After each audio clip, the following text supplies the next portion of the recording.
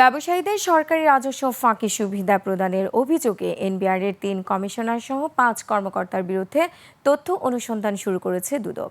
এ নিয়ে গত এক সপ্তাহে সংস্থাটির ১৬ কর্মকর্তার অনুসন্ধান শুরু করল দুদক। এছাড়া জাল পাসপোর্ট দিয়ে মধ্যপ্রাচ্যের নারী গৃহকর্মীর ছাড়পত্র অনুমোদনের ঘটনায় ৪ বিএমইটি কর্মকর্তা ও ৫ এজেন্সির বিরুদ্ধে মামলা করেছে দুদক। সাদাত হাবিবি সেতুর report. Super fresh fortified soybean তেল, শুরু হোক হেলদি লাইফের জার্নি। মঙ্গলবার রাত থেকে এনবিআর সংস্কার ঐক্য পরিষদের ব্যানারে রাজস্ব বোর্ডে কমপ্লিট শাটডাউন করা কর্মকর্তাদের একের পর এক বাধ্যতামূলক অবসরে পাঠানো হচ্ছে। এর মধ্যে বোর্ডে দ্বিতীয় গ্রেডের সদস্য থেকে শুরু করে সহকারী কমিশনার পর্যায়ের কর্মকর্তারা রয়েছেন।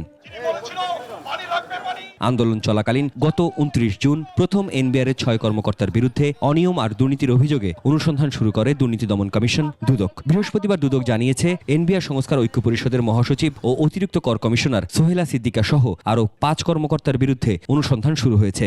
মোটা অঙ্কের ঘুষের বিনিময়ে করদাতাদের কর ফাঁকি দেওয়ার সুযোগ করে দিচ্ছেন এবং বিভিন্ন প্রতিষ্ঠানের মালিক ও জাতীয় রাজস্ব বোর্ডের কর্মকর্তাগণ নিজেদের লাভবান হওয়ার জন্য নির্ধারিত পরিমাণ কর আদায় না করে তাদের করের পরিমাণ কমিয়ে দিতেন, এই মর্মে অভিযোগ পাওয়া গিয়েছে। জাতীয় রাজস্ব বোর্ডের সংস্কার ঘিরে আন্দোলনের সক্রিয় বা পেছন থেকে কাজ করা কর্মকর্তাদের বিরুদ্ধেই কি দুদকের বর্তমান কার্যক্রম? শুধু এনবিআরের বিষয় না, এটা সবার ক্ষেত্রে যাদের বিরুদ্ধে অভিযোগ এসে স্বাভাবিক আপনারা জানেন যে দুর্নীতি দমন কমিশন তাদের বিরুদ্ধে অভিযোগের যদি প্রাথমিক সত্যতা পাওয়া যায় অথবা গোয়েন্দা রিপোর্টের ভিত্তিতে যদি পাওয়া যায় তাহলে প্রকাশ্যে অনুসন্ধান শুরু হয়। এটা আসলে ব্যতিক্রমী কিছু না।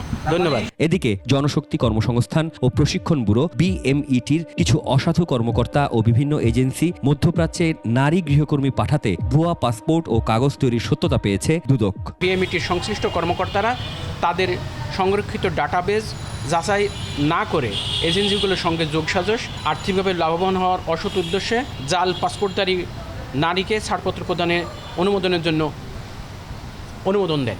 সাদাত হাবিবি সেতু, ২১ টেলিভিশন, ঢাকা।